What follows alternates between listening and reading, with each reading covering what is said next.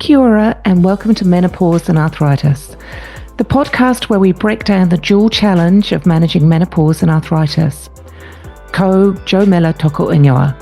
Hi, I'm Joe Miller from Arthritis New Zealand, Matapona Pona Aotearoa, and I'm here to guide you through expert insights, real stories, and practical advice to help you manage your health with confidence.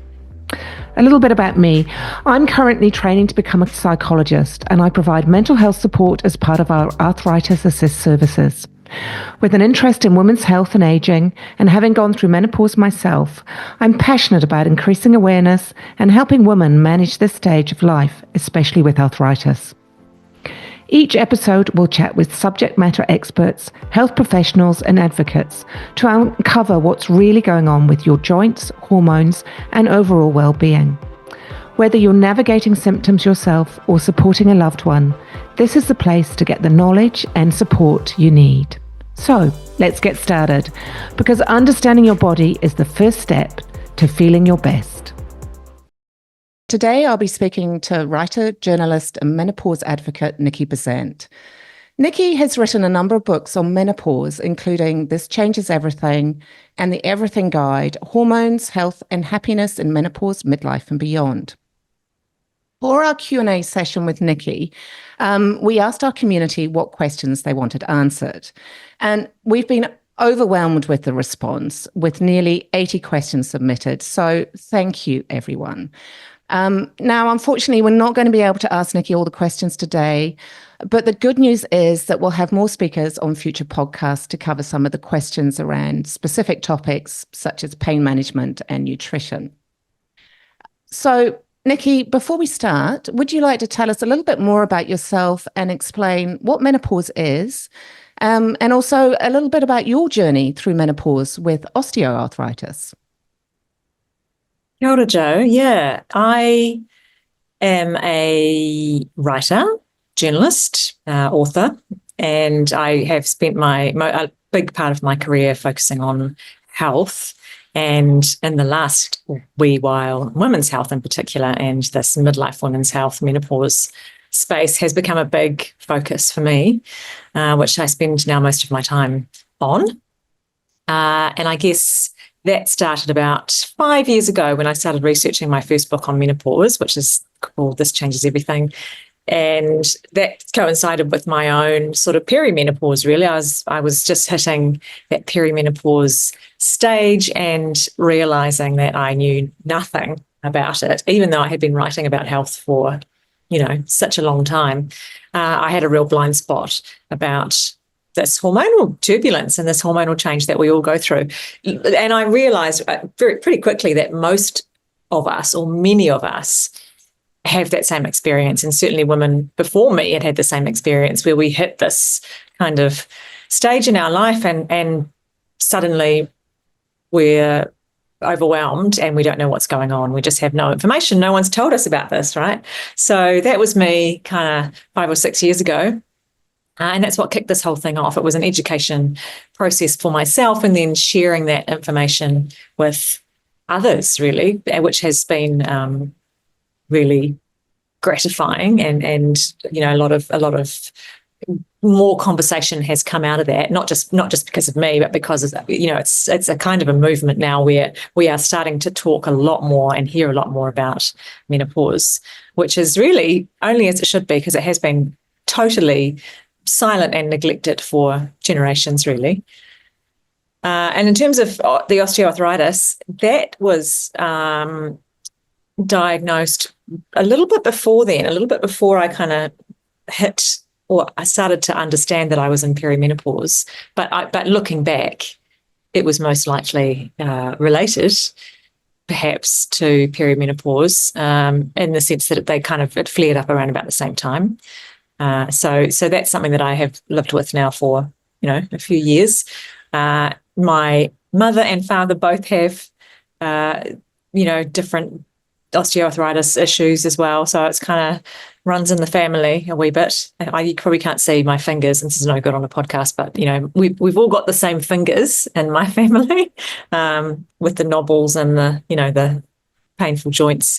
It seems to be just something that, that's a little bit of my genetic inheritance. Oh, Nikki, it's just one of those things, isn't it? Which is sometimes just all a little bit unfair. But no, Nikki, thanks so much for that. That's incredibly insightful. And obviously, the arthritis connection is really relevant for our community as well. Um, Now, first up, Nikki, I thought we'd ask some questions around menopausal symptoms, and then I thought we could look more at that relationship between menopause and arthritis, and then move on to hormone replacement therapy, and finally finish with some of your thoughts around body image, and maybe some top tips around lifestyle changes that may help women going through, menopause with arthritis. So, first question.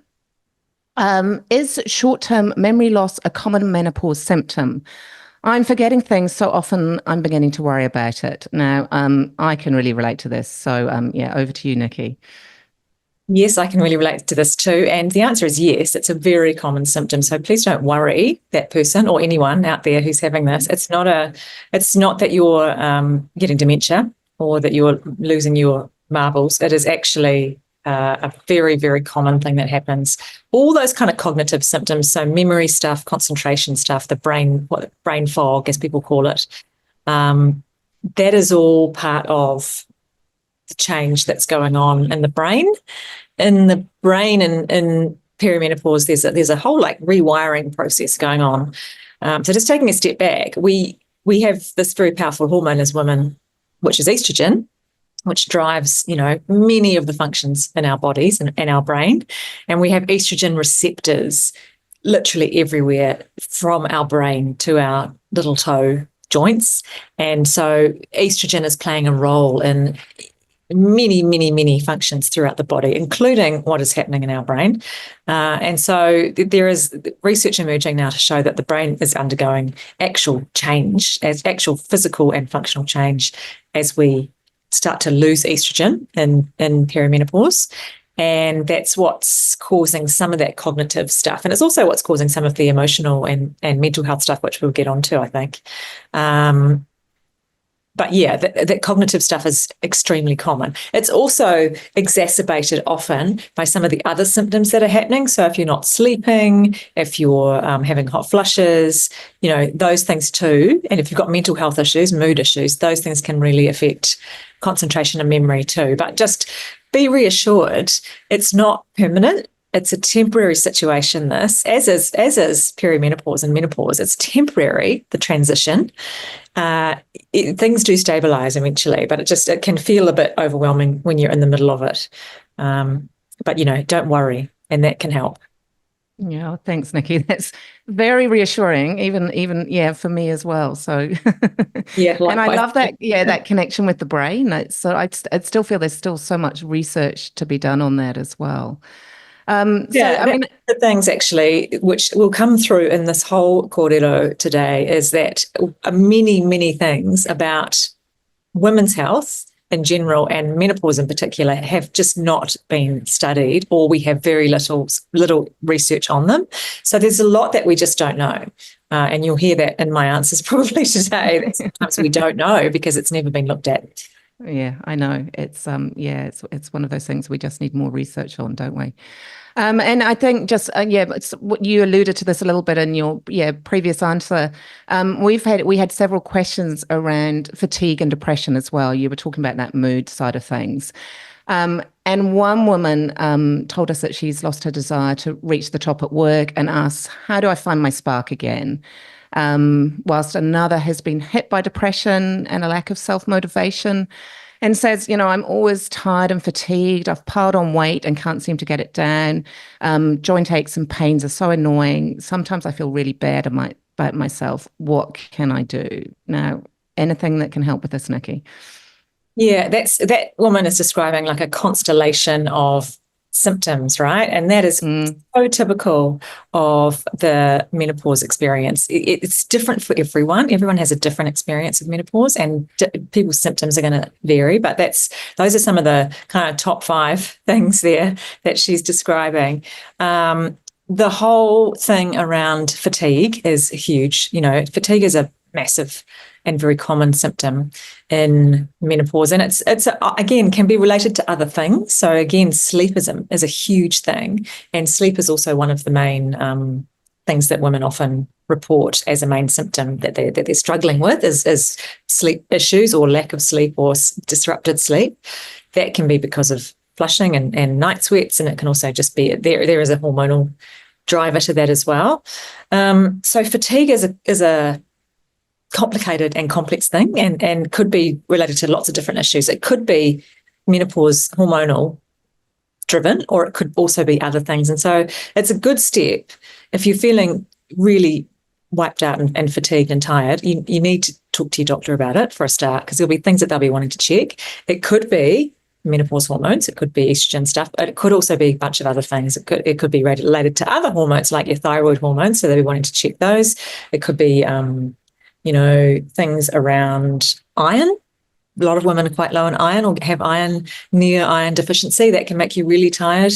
So can B12, low B12, and so can other conditions. So, things like, for example, celiac disease or other autoimmune conditions, diabetes or prediabetes. A lot of things like that can play into fatigue in particular. So it's really important to talk to your doctor and get a bunch of things checked out. And then the whole thing around motivation and kind of losing your spark is also really common. And I've got quite a lot about this in my second book, which is called The Everything Guide, because it's a really common thing for women in midlife and menopause to sort of lose their joy, or even we just feel we've lost ourselves a bit. And so that can take a bit of work to find again, but it's not, there's lots and lots of things we can do. And some of them are psychological things. Some of them are, reconnecting with ourselves a little bit, spending a bit of time reflecting on the things that make us happy and the things that don't serve us, and, maybe making some changes. I do think that menopause is an opportunity. We talk about it in quite negative terms a lot of the time, but actually I really emphasize that it's an opportunity for us as well. It's an opportunity to just take a step back, to have a pause and think about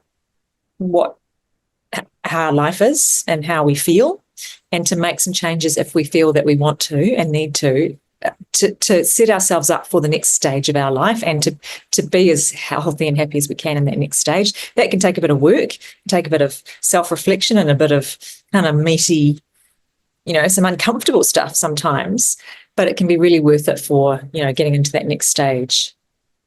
Yeah. Oh, Niki, I so agree with that. And I think that's, very, very relevant, having that opportunity to make those changes.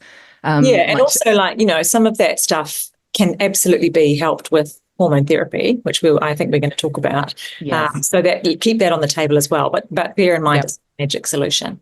Yeah. I think that's fantastic advice as well, and not always looking at the dark side of things, and looking at the positives that can come out of it, which I think is also that real opportunity. You just alluded to a little bit around the sleep thing, and I know sleep is always a really big one during menopause. I hear so many people talk about it. And someone has asked for suggestions for managing poor sleep, and also knowing that sleep is so vital for the body to manage arthritis. And I guess, how can we help with this, Niki? Yeah, I mean, there's a lot to say about sleep. I've interviewed many sleep experts in my time, and I've got sleep chapters in both of my books, actually, because it's such a huge thing. We all know, I think, that if sleep is bad, then just everything is bad in your life. Everything just feels a little bit worse. So it's such a key thing to try and sort out if you possibly can. So there's lots and lots of components to it, and it's not just one thing, of course, like everything. But the basics are worth keeping in mind, and you would have heard these before, but it's really important to actually, because we all know these things, but we're quite often quite capable of ignoring them. So it's actually prioritizing sleep, putting some focus on it, giving yourself a sleep schedule, making sure that you're trying to go to bed at the same time every day and wake up at the same time every morning, that basic stuff, keeping away from screens before you go to bed, within that hour before you go to bed, keeping your environment cool and dark, getting those devices out of the room, not eating close to bedtime, not being too hot, all of that kind of real basic stuff. One of the things that many experts have said to me is around downloading your brain. So because one of the things that stops us from sleeping or actually keeps us awake when we wake up in the night is that ruminating, the brain going crazy in the middle of the night, thinking about all the things and catastrophizing, which we do tend to do in the night. So downloading, maybe write things down on paper, or just make a to-do list, or whatever it is that you think will help you get those thoughts out of your head so that they're gone from your head, can really help. And then there's just tons of other stuff too. I mean, HRT can be helpful for sleep, especially the progesterone component of HRT. It's quite calming, and many women find that that's pretty useful for sleep. I certainly found that. And, meditation, mindfulness, all that kind of stuff, listening to something. There's lots and lots of sleep apps and things that are out there. There's lots of tools to help you, but do make sure that you've got the basics right as well. Your sort of sleep hygiene is what they call it. Yeah, no, that's great, Niki. I love that. I love that one of writing your thoughts down in the middle of the night, because I know I do that and wake up in the middle of the night and go, oh my goodness, and then I wake, and then by the time I get to the morning, it's like, oh, well, it's not so bad. Yeah, exactly right. And as you say, if you write it down, it kind of gets it out your head as well, which I think is always really helpful. Yeah. So journaling and things like that can be useful. Yeah, no, that's a great idea. And not trying to stress about it. That's the other thing, which is hard when you're not sleeping, but trying not to actually not to stress about going to sleep. Yes, Now, the next question we've had actually is a really interesting one on itchiness. Somebody said, I'm so itchy, especially after the shower. Nothing to do with the body wash. It's like an itchy, tingly feeling all over my body that only recently started. I read it's probably perimenopause. Any tips? Yeah, now I know nothing about this. Yeah, this is a thing.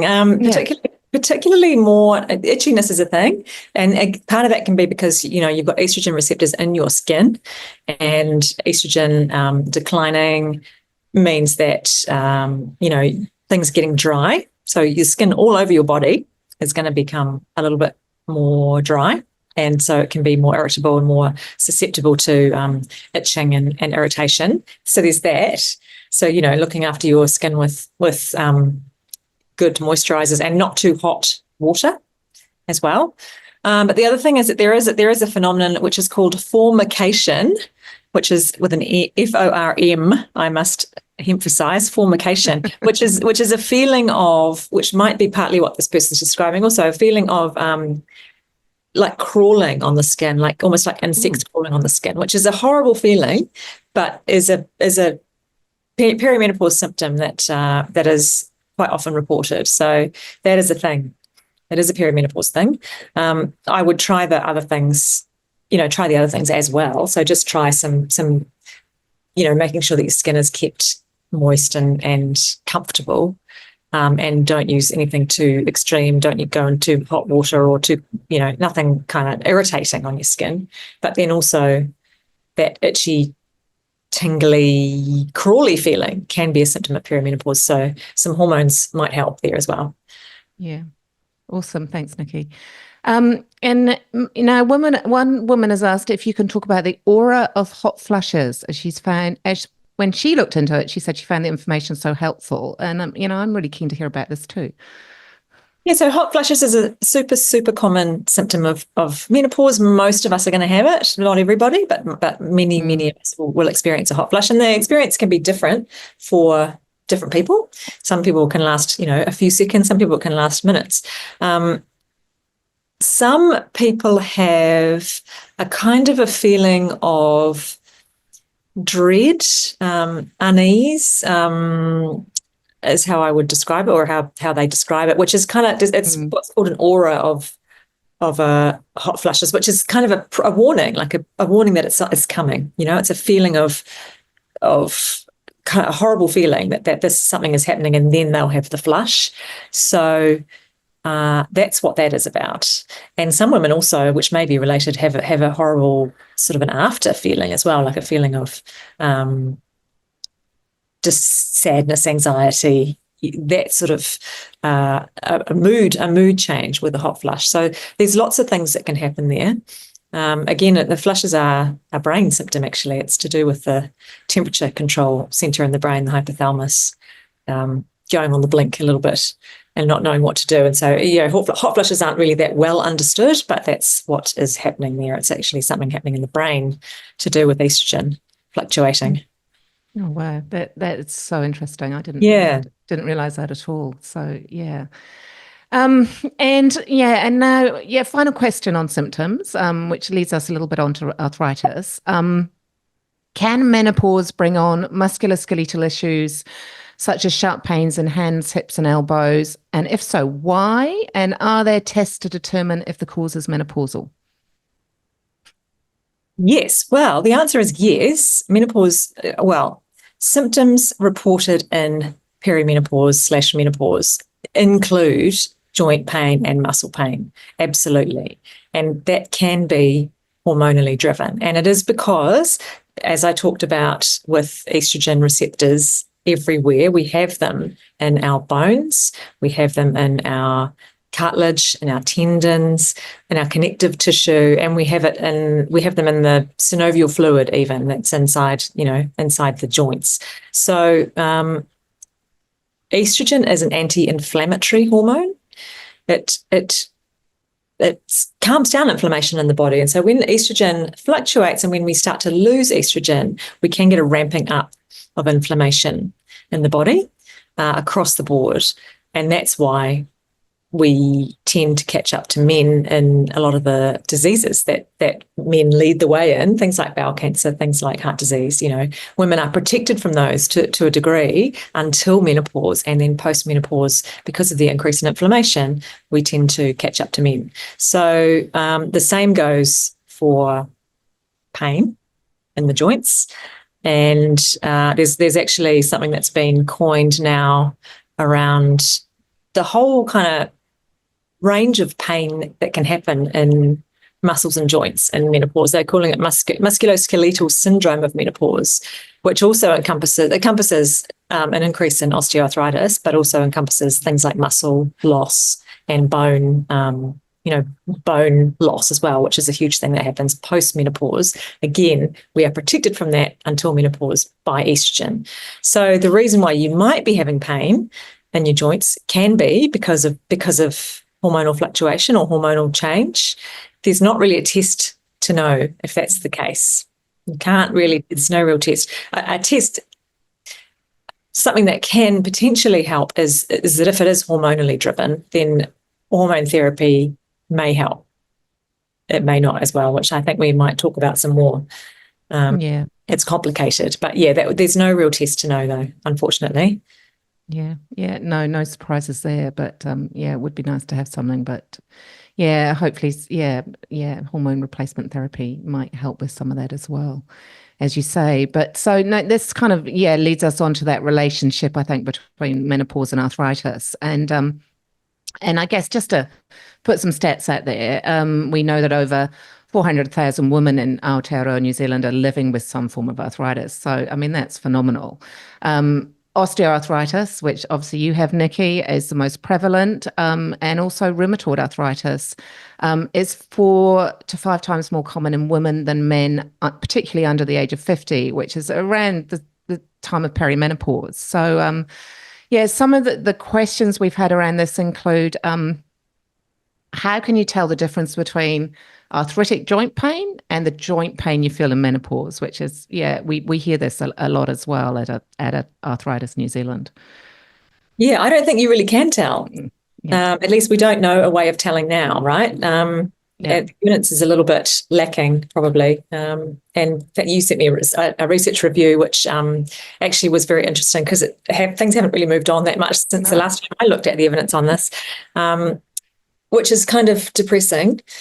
But we don't really know. You can't really tell. The only way that you could tell potentially if it is hormone related is that if you start taking hormone therapy and that helps, then there's a good indication that perhaps it's hormone related. But again, that's not a sure thing. And for myself, I have not found yet the sweet spot where hormones help my my osteoarthritis pain.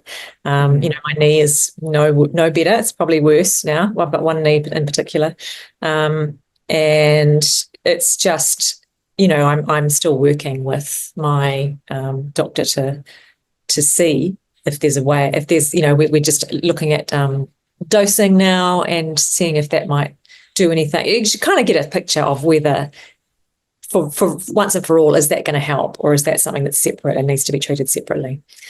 So it's complicated. Is the answer to that question? Yes, exactly. Yeah. And I think the next question kind of just alludes to all of that as well, because it sort of asks if osteoarthritis worsens with perimenopause. I had minimal to no pain until perimenopause, and this has worsened significantly in menopause. So again, it sounds like that's sort of back to those, hormone levels as well. Yeah, probably. I mean, the evidence is that it does seem to be worse. It does seem to get worse for women during that time, or around about that time, and so that makes sense. That there's an inflammation, estrogen connection with that. It makes total sense. It makes sense to me, but we kind of don't have enough, or the evidence is murky, I would say, around how that all works exactly. But yeah, I think that we can make a reasonable assumption that there is a link. Yeah, no, absolutely. I think we can as well, even though that we'd still love more research on this. Yeah. And one here that you alluded to when you were talking about your doctor. So, how do you get a doctor to consider the multifaceted effect of both menopause and something like osteoarthritis when they want to just focus on all the symptoms of either one or the other condition? How do you manage that? It is tricky, especially with GPs being so under the pump, and a 50 appointment is not really long enough for a complex conversation, which it is when it comes to both of those things, right? It's complex, perimenopause and menopause, because of the vast range of symptoms and the individual experience that we have. No two women are going to have the same experience of menopause, let alone of something like osteoarthritis or arthritis, again, rheumatoid arthritis as well. So it's tricky to have those conversations. There is value if you can manage it and seeing a specialist, like a specialist GP who's focusing on menopause, or an endocrinologist, or someone, like that, because they do have a bigger picture on the hormonal impact across the whole body. So that's something, but that's, often that's something that you're going to have to pay for yourself, or pay more for. Or if you've got private health insurance, then you can do that. But the other thing is really just advocating for yourself and learning for yourself about as much as you can, and being very focused when you go in for those appointments. Maybe book a double appointment and try and get across what you are looking for in terms of outcomes and help. Yeah, and I probably just really think about the questions you want to ask before you go in, isn't it? Really. Yeah. Doing all the prep. Yeah, I know. It's always back to us as women. Yeah, I mean, there's nothing wrong with advocating for your health for yourself, though. I mean, it is good. You just have to make sure, I think, that you're getting your information from credible sources, and that you're not overwhelming yourself with negativity when you're looking out there at all that information as well. Because there's a lot of misinformation, or that's a bit strong, inaccurate information when it comes to menopause. I don't know about arthritis. Probably there is too there. Yeah. One final question. I think you've probably answered already, but I don't know if you want to add anything to this, really, around, do the hormonal changes of menopause impact osteoarthritis? We think so, yeah. Like I said, it seems like it seems reasonable to assume that they do. And the evidence on reported symptoms and reported experiences of osteoarthritis seem to back that up. Yeah, it certainly does. And so this kind of leads us into hormone replacement therapy, which we often talk about as HRT, although it's also called MHT. Yeah, it has a number of different names. Yeah. MHT is a new term, but yes. Hormone therapy in general, Yeah, exactly. And this is often used to treat menopause. So, I mean, Niki, it'd probably be quite good if you could just explain a little bit more about, hormone therapy, and before we move on to, some of the questions. Yeah, so it's centered around estrogen. So hormone therapy is usually, almost always, it's estrogen, and it's that is because, again, of the estrogen fluctuating. It's not just going down, and perimenopause in particular, it's going on a crazy ride. It's fluctuating up and down, which is causing a lot of turbulence and causing a lot of the symptoms. It's the turbulence that causes a lot of the symptoms. And in that sort of perimenopause period, which is all the time leading up to menopause, which is technically a year after your last period. So, and then everything beyond that is postmenopause. And again, in postmenopause, you can still have symptoms. So all of that is called the menopause transition. And so we use estrogen therapy to kind of even that out and help to replace or what's the word? It kind of just improves symptoms, and it puts a little bit of that estrogen back, so that people feel a bit more even. So it's always estrogen, and then if you have a uterus, you have to have a progestogen. So you have to have some progesterone, either body identical progesterone, which is oral progesterone as a pill, or you can have a Mirena IUD, which is something that many women will be familiar with, or another form of progestin, a synthetic progesterone, and that is to protect the uterus, the lining of the uterus, and to make sure that doesn't get too thick or have there's a risk of uterine cancer if you don't have that. And then the other things that get added into hormone therapy are vaginal estrogen, very important for the tissues of the vulva, vagina, urethra, all of that whole area. Like I said about the skin and the tissues in that area can become irritated and thin and dry and painful. And that's going to happen to 80+% of us post-menopause. So that's like my PSA for everyone. Vaginal estrogen is really important. And it's very safe, and it's not systemic, and it's probably something that we all should be on sooner rather than later, which is not what I would say about all other kinds of hormone therapy. It's just that vaginal estrogen is super, super good and useful.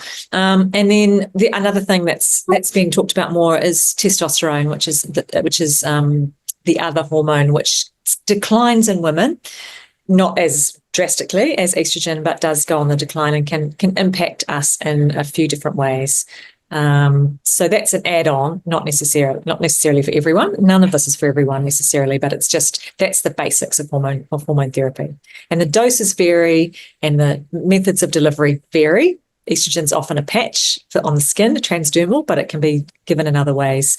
And what everyone needs is different as well. It needs to be individualized to you. Yeah, no, that's awesome. Thanks, Niki. That sort of really sums it up well. And actually, one of the questions we've had around hormone therapy is around this change in the brands of the patches, which I know you've been a huge advocate for here as well. And it's really been highlighted in the media recently. And then this is something I'd love to know more about as well. So we've had this one woman who's asked, I'm a 56-year-old 56-year-old menopausal woman who was on estradiol patches for HRT and felt this helped ease the pain of my arthritis and enabled me to run marathons, which is pretty impressive. But when this patch brand became scarce and I was put on a different brand, it felt like my arthritis was super painful, and I've struggled to run since. So the question is there a possible connection between different brands of patches, or is it all in my head or a possible natural decline that would have happened anyway? Yeah, I mean, I really feel for this person. But first of all, bloody good on her for running marathons. I know. That's amazing. Well done. I mean, yeah, there is a difference between patches, it seems. Even though technically it's the same medication, it's estradiol, which is the form of estrogen that you get in the patches. What's clear from women being given other patches, other brands, is that the brands do work a bit differently, and it's because of the adhesive on the patches. So the estrogen is absorbed through the adhesive, right? And it's a different adhesive potentially, and so there could be an absorption issue with one patch versus another patch. And so if you're finding that switching brands is really impacting your symptoms, that's possibly what's going on for you. and it would be really worth talking to your doctor about. The doctor obviously doesn't have any control over the supply of patches, and the problem with Estradot, which is my favourite patch as well, it's the supply is tricky. You might get it, you might not get it, but there's alternatives as well. There is a gel that you rub on the skin, which has been approved by Pharmac, so that's funded as well now. So it might be worth, if you're finding that alternative patch, the non-Estradot patch, isn't working, it could be worth trying the gel to see if that makes you feel better, because it sounds likely that there's something going on there with the absorption of the new patch. Yeah, no, that makes a lot of sense, Niki, and yeah, and I mean it's great that with all the campaigning that Pharmac have actually sort of looked into this and are looking at making those changes. Yeah, well, they're looking at they're reviewing their decision making, so nothing's decided yet, but hopefully it might mean that Estradot is not completely off the table for us. Yes. Okay, and one question here: can HRT help with tiredness if this is your only perimenopause symptom? HRT can definitely help with tiredness. It might help in an indirect way, by sorting out your hot flushes, which it is the gold standard treatment for, or by sorting out your sleep, which is also really, really good for. So it might help through doing those things. If tiredness is your only symptom, you're unlikely to be prescribed HRT. To be honest, if you're just going in and saying, hey, I'm really tired, can I have HRT? Probably that's not really a criteria. Your doctor would be wanting to ask you about your other symptoms as well. If you're having other things going on, like if you are having flushes or if you are having, vaginal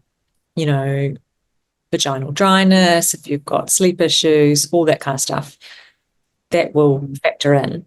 But I think it would be unlikely that you'd get an HRT prescription just for being tired. They would probably want to be looking at all those other things that I mentioned earlier before they're going to just go straight to HRT for you. Oh no, that's great, Niki. That's really good. Yeah, because it's complicated, right? Like I said, HRT is not magic, and it's not a magical solution for a bunch of different things either. It may help with some things, and definitely does help with other things, and it might not help with a whole lot of other things too. So it's sort of really it's a misunderstanding to think that HRT is the answer for everyone in menopause, and also that everyone should be on it. It's, you're not missing out if you can't take it or you don't want to take it for some reason. It's really, really good for you if you're struggling, and it's absolutely worth a try if you're feeling like it's something that you want to try. There's no reason not to. Probably for most of us, it's a safe and effective treatment, but it's not necessary to get you through menopause if you can't take it or you don't want to take it. Yeah, no, thanks, Niki. That's incredibly relevant. Last question really on HRT here is, do you know when to come off HRT, and should that be gradual, which is, something I'd love to know as well. Yeah, this question always comes up whenever I do a talk. I do lots of talks in corporates these days on menopause. It's again, everyone's experience is different. And so some women never come off HRT. Some women, they're like, you can take this out of my cold, dead hands kind of thing. And then it's, for most of us, we probably are not going to want to stay on a medication that we don't need to be on forever.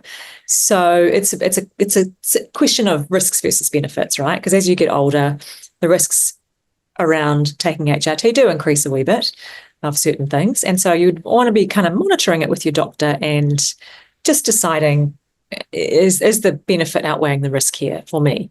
And everyone's situation is different, right?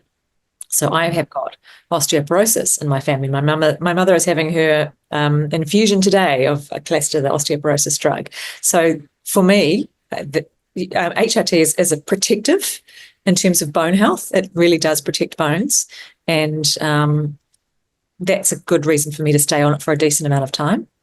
And I will evaluate that situation as I get older.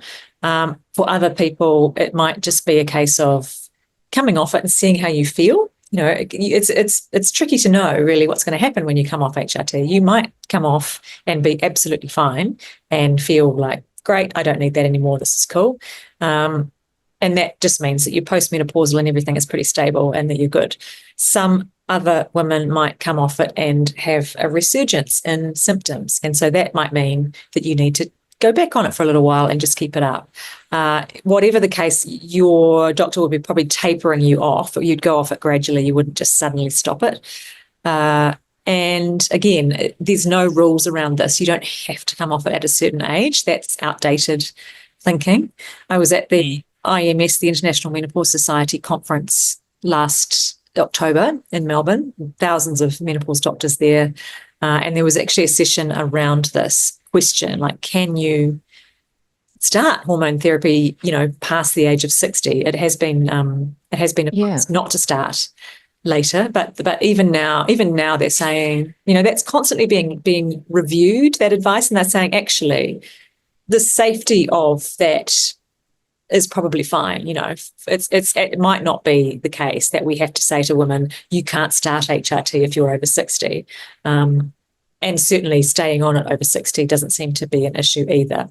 It's individual and everyone's different. Everyone's got different risk factors, but actually, you could end up being on it for a long term and it's probably not going to hurt. Yeah. No, that makes an awful lot of sense. And I can relate to the osteoporosis because I'm still on HRT for that very same reason as well. Just to keep my bone density up more than anything. And it makes perfect sense for me. It really does. Right. So for you, the risks outweigh the benefits outweigh the risk completely. Yeah. I totally get that, and that may be the case for me too as I get through a bit further. I don't want to have a hip fracture. Thank you very much. Exactly. Yeah. And so now, I know you've talked a lot about body image and appearance in your The Everything Guide. So it would be great if you can use that to help with the following questions. We had somebody say, any kōrero on just focusing on loving your changing body and eating foods that make you feel good. I love these. And then also, what will help with tummy fat weight loss during menopause? I feel like I've put on more weight than I should have around my belly area. Really common, and I haven't changed my eating habits much. Yeah, so there's two kind of linked questions there. The first one, I'll deal with that second question first, because this is a common thing that women feel like their body is changing, their shape is changing, maybe they're getting some more fat around their belly area and we don't like it, right? It is really common, and I think it happens to most of us, even if women don't gain weight in menopause, because it's not a given that you're going to gain weight, but even if women don't gain weight, they do tend to still have some fat gain around that midsection. And that is hormonally driven. That is because of that changing estrogen. And so some of that, there's not much that we can do about it. And so obsessing about it, worrying about it, feeling like some kind of failure because you've got more of a belly than you used to have is a big waste of our time and energy. And I know that we don't like it, and I don't like it on myself either. But actually, change is part of life. A human body is a changing body, and we are setting ourselves up for a whole lot of anxiety and stress if we think that we should stay the same, that our body should stay the same for our whole life, and that if it doesn't, that we are somehow failing, that we're doing something wrong. I think that weight loss is fraught, and I would love, like I say in the book, I would love us to forget about weight loss, forget about going on a diet. How about we don't do that and we think instead about health gain? So do things that make us feel good, do things that nourish our body, do things that set us up for a healthy old age. All of those are health promoting behaviors and health promoting and caring for our body, like actually caring for our body rather than feeling that our body is a failure or that our body is a project that we need to work on or that our body is a problem that needs to be solved. I think we've absorbed a lot of messaging our whole lives as women, telling us that our body is not right and that we need to fix it and that we need to do something to fix it, go on a diet or do a program or, follow a reset or a detox or whatever it is. And we would be so much better off if we forgot about all of that and just practiced acceptance. So thinking that our body right now, today, as it is right now, is worthy of acceptance and love.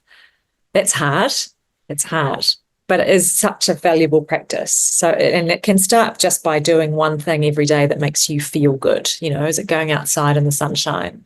Is it having a laugh with your friends? Is it taking 10 minutes to read a book, or, you know, putting on some nice lotion, or just something small that makes you feel good can be really, really powerful. And doing those things, practicing that kind of self-talk every day, I'm really hoping that we can do this as a generation. We can kind of get out of this pattern of feeling like we have to be smaller, because we really don't. We need to take up more space. We need to be strong, and we need to be fit, but we don't need to be small. I absolutely love that, Niki. I think that, I mean, we all need to do more of that. And I think it's really, really empowering, I think, more than anything, if we can take that on board. Acceptance, I think, is that key word for me. And certainly, it's certainly something I'll take away. From that advice. It's hard. It's hard work, but oh God, yeah. But we can do it. We can do it. And we can do it together, you know, as well. I think there's that element of you don't have to do it. You can do it with your friends and in groups and all of that sort of stuff as well. Yeah, definitely. Yeah. And I mean, it's in terms of when you've got pain in your body, and I know this because I have pain in my body. Just doing things that ease the pain, that make the pain, you know, feel better, can just make you feel so much better about your whole body. Yeah, exactly. So just a couple of very quick last questions, Niki. Hopefully you've still got time for these. One woman's just asking for some advice around her aches and pains, any advice, that would help, you know, which is, because it's restricting some of the everyday things she's able to do. And then another is saying, you know, is there anything else she can do beyond HRT, weightlifting and eating well? You know, I guess what lifestyle changes, diet and exercise could possibly alleviate these symptoms? Yeah, so all of those basic things are really important, you know, so food, you know, eating anti-inflammatory foods, an anti-inflammatory pattern of eating is really helpful. You know, so that's, we know that basically that's vegetables, it's fiber, it's protein, it's minimal processed food, minimal sugar, that kind of pattern of eating, you know, eating lots of whole fresh food, not too much processed food.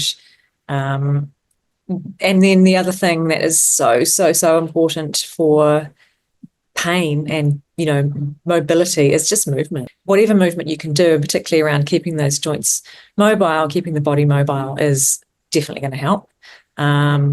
Strength training is hugely important, whatever form that takes. And if you've got joint pain, then you need to make sure that you're not doing anything that's making your pain worse, but you can do exercise, you can do strength training exercises that won't aggravate your joints, and finding a good trainer can help with that. And there's, you know, it doesn't have to cost lots of money. There's free online stuff that you can do. I'm happy to send you some links, Jo, to pop up with this podcast. That would be fantastic. Thanks. To some online resources that can be helpful here. Because keeping your muscles strong is definitely going to help your joints. And it also helps us in many, many ways as we get older too. So muscle strength is super important. Maintaining muscle is important. And then, you know, your stress levels. So there's like 4 pillars that are really important for general health, right? Which is diet, exercise, sleep, and stress. So sorting out your sleep that we've talked about, and dealing with stress. Stress is another thing like sleep, which it just aggravates everything, makes everything worse, ramps up menopause symptoms, ramps up pain in the body. If you're dealing with stress, then finding ways to address the source of the stress and also, you know, cope with stress when it comes along can be life-changing. And that probably just leads us into our one final question. Is there some form of spiritual practice that's helpful, and what practice might you suggest, bearing in mind mobility issues for Yeah, mental it's health? interesting, isn't it? Like, there's definitely evidence around spiritual, religious practice. People who have that tend to be happier, feel more satisfied with life in general. So I'm not going to recommend a particular practice. Everybody is different, and whatever works for you. It doesn't have to be a religious practice either, but mindfulness, all of that kind of stuff is often very helpful. It can be formal, it can be meditation type stuff, or it can be informal. It can be going outside and having a walk. It can be being in nature. That is hugely beneficial to mind and body. It is being with people that you love, being with people that make you laugh, and meaningful community contact, giving back, doing things for others. All this kind of stuff is important for us, and it goes back to that finding the meaning, finding the joy as well. Doing things for other people, giving back is one of the things that can be really, really helpful in finding that spark and finding that joy again. Animals, pets, Yeah. Again, Love it. such a good source of joy. So yeah, there's a lot of things, but absolutely spiritual practices and mindfulness practices can be, really good for mind and body. Yeah. For anything, probably as well. Yeah, just happiness, right? Yeah, exactly. Well, Niki, that ties up all the questions. So I cannot thank you enough, because your responses have just been so incredibly helpful, and certainly I, for one, have learnt masses, and I'm going to take away just some of those lovely little nuggets, and use them in my everyday life. And so I hope that our listeners will do the same. And thank you so much for joining us today. And I know that it will be so beneficial for all the women out there going through menopause with arthritis in particular. And listeners, don't forget to look out for further podcasts answering some of the other questions that we didn't get round to covering today. And just to tie things up, thank you, ngā mihi nui.